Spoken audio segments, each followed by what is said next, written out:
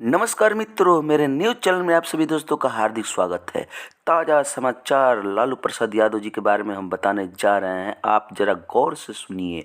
लालू प्रसाद यादव जी का सफल ऑपरेशन हो चुका है और ये स्वस्थ हैं, लेकिन ये जानने वाली बात है, आप लोग भी इंतज़ार कर रहे होंगे कि ये होश में जब आए लालू प्रसाद यादव जी, तो सबसे पहले अपने परिवार वालों के सदस्यों में सबसे पहले किन को याद किए। हाँ मित्रों, ये जानने वाली बात है कि लालू प्रसाद यादव जी जब ऑपरेशन के बाद होश में आए तो किसको याद किए, सबसे पहले किसका नाम लिए अपने जवान पे, तो यही है रोहिणी आचार्य।